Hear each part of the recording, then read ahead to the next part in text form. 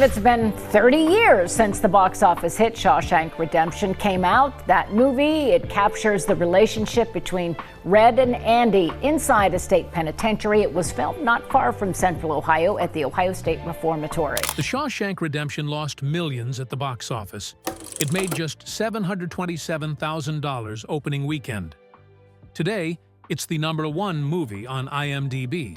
But here's what nobody talks about. Reiner offered the director $3 million to walk away. Tom Cruise wanted in. Harrison Ford was interested. The director said no to all of it. Then Morgan Freeman's perfect voiceover got ruined by a mysterious hiss. And the prison they filmed in? Guards warned the crew about the screams they'd hear at night. The truth behind this movie is wilder than the film itself. It all started with $1. In 1977, Stephen King came up with something unheard of in Hollywood. He let young filmmakers adapt his short stories for just $1. It wasn't a publicity stunt. He simply wanted to give back to the art form that gave him so much joy. By the mid-90s, King had done this 16 or 17 times. It became a quiet backdoor into the industry for people who had nothing but talent and a dream. One of them was Frank Darabont. He was just 20 when he reached out to King in 1983. He picked a short story called The Woman in the Room, a heavy drama about a man thinking of euthanizing his dying mother. The film he made was only 30 minutes long, but it shook King. He later said it was the best short film ever made from his work. The movie eventually got released on VHS in 1986, and just like that, Darabont wasn't a nobody anymore. Then came a bold move. In 1987, Darabont offered King $5,000 for the rights to a novella called Rita Hayworth and Shawshank Redemption. It was just 96 pages, part of a book called Different Seasons. And it wasn't horror. It was about prison, friendship, and hope. King could have charged a fortune by then. He was already a household name. But he remembered Darabont's earlier work and took the deal. And then he did something unexpected. He never cashed the check. Years later, when The Shawshank Redemption became a classic, King mailed the check back to Darabont. It was framed. With it was a handwritten note that read, "In case you ever need bail money, love, Steve." That $5,000, worth about $14,000 in today's money, meant nothing to King financially, but it meant everything symbolically. It was trust, it was belief, it was a kind of magic that money can't buy. But this journey almost never happened. King himself didn't think Shawshank could work as a film. The story was mostly one man narrating his thoughts about another man. There wasn't much action, and the structure was far more literary than cinematic. Even the studios weren't excited. Prison movies weren't seen as big box office material. But Darabont disagreed. He saw something that others didn't. He believed in the emotions, the themes, the humanity. To him, the potential was dead obvious. Still, he didn't rush. He bought the rights in 1987, but didn't start writing the script until 1992. He spent 5 years doing other writing jobs, The Blob, The Fly 2, Elm Street 3, quietly building his reputation. And when he finally sat down to write Shawshank, it took him only 8 weeks. The result? A script so good that Tim Robbins called it the best he'd ever read. Morgan Freeman said the same. Then came the moment that tested everything. Reiner, already a powerhouse director and co-founder of Castle Rock Entertainment, offered Darabont a life-changing deal, between $2.4 and $3 million, just to step aside and let Reiner direct the film instead. Reiner's plan? Cast Tom Cruise as Andy and Harrison Ford as Red. Huge names, huge budget, massive box office potential. And that wasn't all. Castle Rock promised to finance whatever Darabont wanted to direct next. They basically handed him a blank check. The full deal could have been worth around $4 million. For a broke, unproven director, that's not just tempting, it's insane. Darabont seriously considered it. He grew up poor. He was 35 and still financially struggling. That kind of money could change his life. He also knew Castle Rock had the power to push him aside anyway. Saying no could have meant losing everything. And yet, he said no. He turned down millions to stay in control of his vision. Instead of $3 million, he took $750,000 to write and direct the film himself, plus a cut of the profits. He knew it was risky. But, as he later said, you can continue to defer your dreams in exchange for money and, die without ever having done the thing you set out to do. It was personal. It was a stand, and it defined him. Meanwhile, Tom Cruise was interested, but only if Rob Reiner directed. Cruise had worked with Reiner before on A Few Good Men, and he didn't trust a first-time director like Darabont. When Reiner refused to direct, Cruise backed out. Even after considering a compromise, Cruise walked away. And just like that, he missed out on Shawshank. But Darabont didn't. In Stephen King's original story, Rita Hayworth and Shawshank Redemption, the character of Red was a middle-aged white Irishman with graying red hair. That was how it was written. But the filmmakers didn't follow that script. Producer Liz Glotzer saw something different. She ignored the race description and made a bold suggestion. Morgan Freeman. At first, even Freeman had doubts. He opened the book, read that Red was Irish, and thought, I can't play an Irishman. But Glotzer didn't care.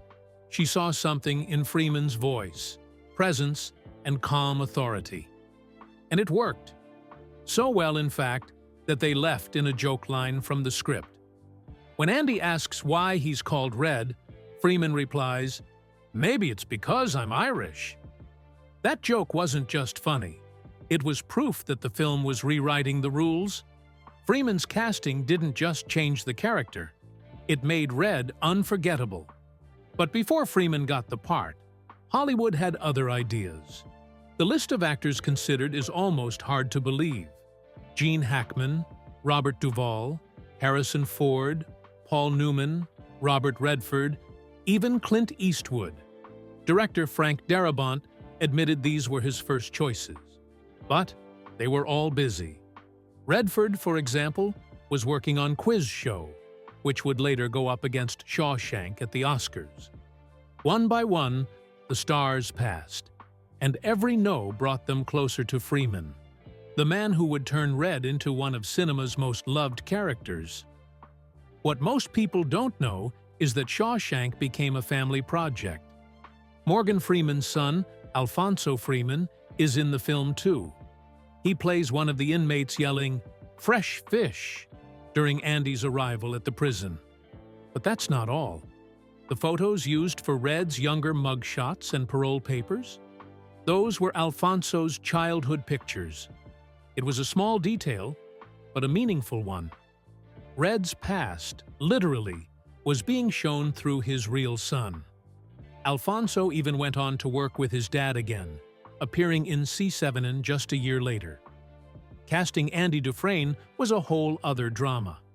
Tom Hanks was the first choice, but he turned it down to do Forrest Gump. That role won him the Oscar. Kevin Costner also said no. He was busy pouring his energy into Waterworld. That film had a $170 million budget, but flopped hard. Other big names passed too. Nicolas Cage, Johnny Depp, Charlie Sheen. None of them took it. Eventually, Darabont saw Tim Robbins in Jacob's Ladder and knew he had his Andy. But even with Freeman and Robbins, the film's release was a disaster. Shawshank opened on September 23, 1994. It only made $727,327 in its first weekend. It was shown in just 33 theaters. It came in 13th at the box office. To compare, that tiny opening made up only 2.6% of the film's total U.S. earnings. Even when it expanded to 972 theaters, the numbers stayed weak. The total U.S. box office ended at $28.3 million. The budget was $25 million. Add marketing, and the studio probably lost millions. International earnings? Just $541,480. That meant 98% of its total money came from the U.S. Almost no one overseas watched it.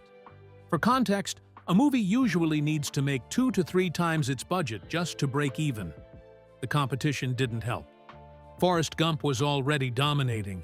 It had been out since July and was still in theaters when Shawshank arrived. It ended up making over $330 million in the U.S. alone. Then came Pulp Fiction, released just weeks later.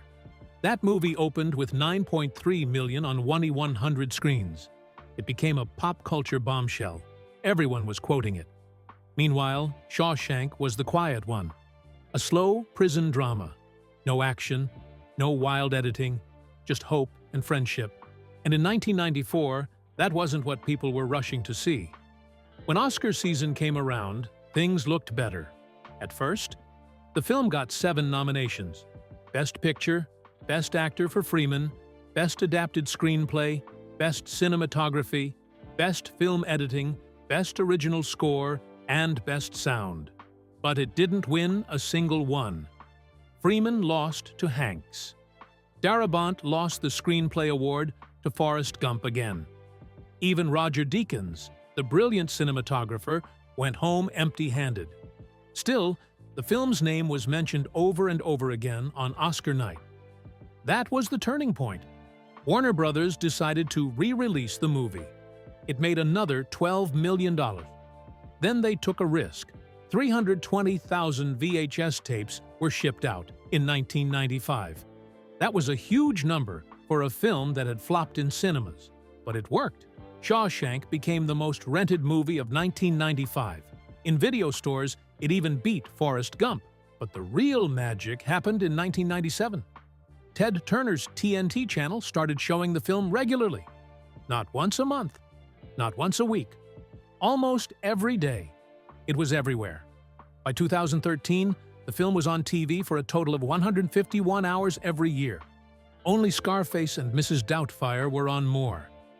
That famous scene of Andy standing in the rain after escaping prison, it had been shown on 15 different channels since 1997. People watched it again and again. It became a comfort movie, a tradition, a classic. And somehow, a film that once couldn't get anyone into theaters became IMDb's #1 movie of all time. They were spending over $100,000 a day, shooting one of the most beloved films of all time. And yet, the biggest obstacle wasn't a missing actor, a broken camera, or even the prison set itself. It was a single, squirmy maggot. In 1994, The Shawshank Redemption hit a bizarre wall during filming. There was a short, quiet scene where Brooks, the gentle, elderly inmate, feeds a baby crow named Jake. Nothing controversial, just a touching moment. But the original script called for the crow to eat a live waxworm. That's when the American Humane Society stepped in. They said no. To kill a maggot, they claimed, would be a violation of animal cruelty guidelines. The crew froze. A maggot? An insect that millions of people impale on fishing hooks without a second thought? But rules were rules. Even the tiniest creature had to be protected. The set suddenly turned from a Hollywood production into a bizarre ethical standoff. While the film was filled with scenes of violence, abuse, and murder, feeding a crow a live worm had apparently crossed the line. Frank Darabont, the director, was stunned, but he had no choice. If they wanted that Humane Society stamp at the end of the credits, the one that says no animals were harmed, they had to play by the book. And so began one of the most ridiculous scavenger hunts in movie history. The crew had a new mission: find a maggot that had died of natural causes. That sounds easy until you try it. Waxworms are sold live in bait shops. They wriggle, they squirm, and they're usually pretty healthy. So the filmmakers went digging through tin after tin of bait, examining them like detectives at a crime scene, hoping to find one that had keeled over on its own. Eventually, after hours of searching, they found the perfect victim, a dead worm. Cause of death? Unknown. But it looked peaceful enough. Darabont, by this point, was at his wits' end. With sarcasm dripping from his voice, he offered to have the worm autopsied. If that's what it would take to prove there was no foul play, then so be it. Should they call in a coroner, run toxicology, maybe question the other worms for clues? The Humane Society rep didn't laugh. So, to keep things moving, the prop department came up with a workaround. They built a fake wax worm. It had the right texture, the same pale, squishy look, and moved just enough to fool the camera. You only see it for a second in the film. But behind that second was days of debate, wasted money, and one of the most surreal production hiccups in Hollywood history. Still, the crew didn't let the madness get them down. Someone in the prop department built a tiny director's chair out of matchsticks. It was just big enough for a worm. They joked that the worms could rest between takes like real stars. The crew even presented it to Darabont as a gift when the shoot was over. Morgan Freeman's voice in The Shawshank Redemption is unforgettable. It's smooth, calm, and filled with quiet power. But the story behind that voiceover? It's wild. Before filming even started, director Frank Darabont did something almost no one in Hollywood does. He had Freeman record the entire narration in advance. Usually, that kind of voiceover is added at the very end, after the movie's already been cut. But Darabont had a different idea. He wanted Freeman's voice to play during the filming itself, so every actor could feel the rhythm, the tone, and the emotion. He believed it would set the mood better than any direction ever could. So Freeman went into a recording studio in Iowa. He nailed the whole thing in just 40 minutes. That's right, 40 minutes to record one of the most iconic narrations in film history. It was effortless, natural, and perfect. Or so they thought. Then, disaster hit. When the sound team reviewed the tapes, they heard a faint hiss in the background. It wasn't something they could clean up or fix. The entire recording was unusable. Freeman had to start over. This time, they didn't take any chances. They moved to a top-tier studio with the best equipment money could buy. But the magic didn't come as easily this time. What took just 40 minutes before now stretched into 3 long weeks. More than 100 hours were spent perfecting every line, every pause, every breath. It was frustrating, but necessary. The new version was flawless. Freeman's voice carried more weight, more rhythm, more depth. And in the end, the extra time gave the narration an even stronger emotional pull. What started as a technical failure turned into a creative breakthrough. Meanwhile, Darabont was fighting his own creative battle. He was obsessed with Goodfellas. Every Sunday during Shawshank's production, he'd pop in his old VHS copy and watch it again. Not for fun, but for fuel.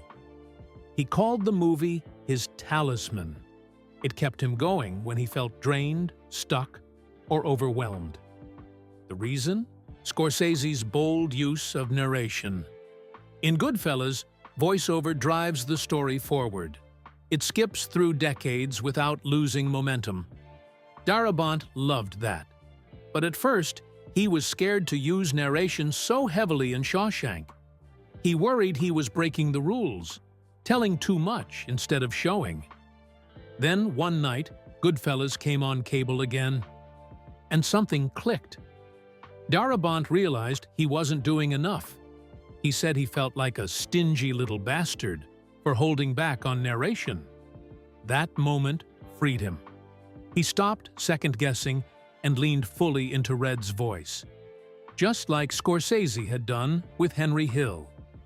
In one of the most unforgettable scenes in movie history, Andy Dufresne, crawls through what Red calls 500 yards of shit-smelling foulness. But what most people don't know is that the real pipe Tim Robbins crawled through was only 6 feet long. That's it. Just about the height of a tall man lying down. Not even close to the size the movie made it seem. The whole illusion was done with clever tricks. The filmmakers built a short pipe, then used smart camera angles and edits to make it look like a long, disgusting tunnel. And it gets even better. The sewage wasn't real either. It was actually a mix of water, chocolate syrup, and sawdust. It looked gross, but it was totally fake. But here's the part that wasn't fake. The stream where Andy climbs out at the end? That was real. And it was dangerous. It was filled with farm waste and chemicals. So dangerous, in fact, that they had to dam it and pour in chlorine to kill the bacteria. Even after that, a chemist still declared it hazardous. Tim Robbins dove headfirst into that mess. Just for a few seconds of screen time, he risked serious illness. The movie's magic didn't stop there. When Andy shines his flashlight into the tunnel, it looks like it goes on forever. But that was another trick. Cinematographer Roger Deakins used a piece of painted cardboard. That's right, cardboard.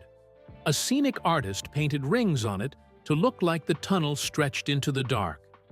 They placed it at the end of the 6-foot pipe. The flashlight made it look deep and real. No computers, no CGI, just paint, light, and perfect placement. Deakins had used the same trick before in the film Barton Fink. He simply reused a brilliant idea. And that flashlight? It wasn't just a prop. It was the only light used in the tunnel scene. That gave it the real shadows, the real glow. Everything you see came from practical effects. That's how they did it back in 1994. No shortcuts, just pure craft. Then there's the rain scene, the one everyone remembers. Andy, arms stretched out, soaking wet, finally free. It's powerful. But it wasn't supposed to happen like that. The original plan was longer. Andy would climb out, walk across a field, and jump on a train. But the crew only had one night to film the entire escape. They had to cut it all down. So instead of a long journey, they focused on the moment he stood in the rain. Funny enough, that moment, now iconic, was a last-minute change. Roger Deakins later said he didn't even like how it looked. He thought he overlit the shot, but director Frank Darabont disagreed, and so did millions of viewers. What started as a rushed decision became one of the most powerful scenes in cinema. All that emotion, all that freedom, captured in just one take. Originally, the script had even more. Andy was supposed to board a freight train, showing his full journey away from Shawshank. But again, there wasn't time. The film's early version was almost 2.5 hours long. Something had to go, so they cut the train sequence. They also removed a longer scene about Red adjusting to life after prison. Test audiences didn't like it. They already knew Red would struggle, so there was no need to drag it out. Another scene with a guard inspecting Andy's tunnel was cut too. It slowed the story down. In the end, losing those scenes actually made the film tighter and more emotional. But there's one detail most people never notice, and it's deeply symbolic. Andy hides his rock hammer in a Bible. Not just any Bible. The bookmark is placed in the book of Exodus. That's no accident. Exodus means the road out, the story of Moses leading his people to freedom. Andy used that exact page to hide his escape tool. When the warden finally opens the Bible, he turns right to it. Inside, he finds the hole and a note. It says, "Salvation lies within." The same line the warden once preached to Andy. That line hits hard. The warden had no idea he was holding Andy's real salvation the whole time. a tiny rock hammer hidden in a Bible meant to teach faith. That moment brings everything full circle. Andy becomes a symbol of hope, like Moses, like Christ, a man who brought freedom, not just for himself, but for those around him. The Ohio State Reformatory wasn't just a set, it was real. 6 stories tall, built from 1886 to 1910. It looked like part castle, part cathedral, with 100 cells on every floor. It even held a world record for the largest self-supporting steel cell block. But by 1990, it was shut down. Not just closed, condemned. A federal court had ruled it inhumane.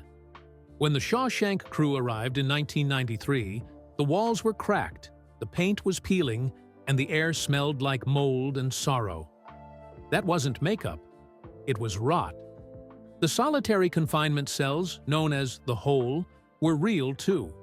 No lights, just concrete floors, a slice of bread every few days, and pitch-black silence. And the pain wasn't just fictional. The prison had its own stories, darker than anything in the film. From 1896 to 1990, over 155,000 inmates passed through. It started as a reform school, but by the 1970s, it had turned into something brutal. One 14-year-old boy was beaten to death in the basement. Some inmates hanged themselves. One set himself on fire with kerosene. Even the warden's wife died there, accidentally shot with her husband's gun. The place breathed pain. Actors said they felt it. Like the building itself was haunted by real sorrow. The story's roots go deeper than just film. The Shawshank Redemption echoes a tale written more than a century earlier. Leo Tolstoy's short story, God Sees the Truth, but Waits. It follows a man wrongly imprisoned for 26 years in Siberia. He meets the real killer in prison, and instead of revenge, he chooses forgiveness. Sound familiar? It's the same spirit of Andy Dufresne. Stephen King never confirmed this connection, but the themes, hope, forgiveness, justice from above, run through both. Even the lighting told a story. Roger Deakins, the cinematographer, didn't just light the scenes. He used light like emotion. He brought in over 25 maxi root lights and dozens of 12K HMI lights just to mimic natural light. Every shadow was planned. The prison scenes were heavy and dark. The rooftop beer scene? Golden and bright. The warden's face was always half in shadow, like his soul. The way Deakins lit Shawshank, you didn't just watch it, you felt it. And then there was Brooks. In the book, he was barely mentioned. In the film, he broke our hearts. He'd been in prison since 1912. When he got out in 1955, the world had changed. He didn't understand it. He didn't belong. He even tried to hurt a friend just to stay inside. When he finally got out, he couldn't take it. He carved "Brooks was here" into the ceiling and hanged himself. That scene did more than make us cry. It warned us. Red saw it. And so did we. That's what made Red's journey so powerful. Brooks gave up, but Red, eventually, didn't. Tommy's story changed too. In Stephen King's book, Tommy gets transferred. He gets to live. In the film, he gets shot. The warden orders it, and Hadley does it, coldly, under the lie of an escape attempt. That moment killed any hope Andy had for proving his innocence through the system. It showed us exactly how far the prison's corruption went. Tommy was young. He was kind. He had a wife and daughter, and they made him disappear. It was murder, not just metaphor. That death made Andy's decision to escape feel necessary, not just bold. It was justice, the only kind he could get.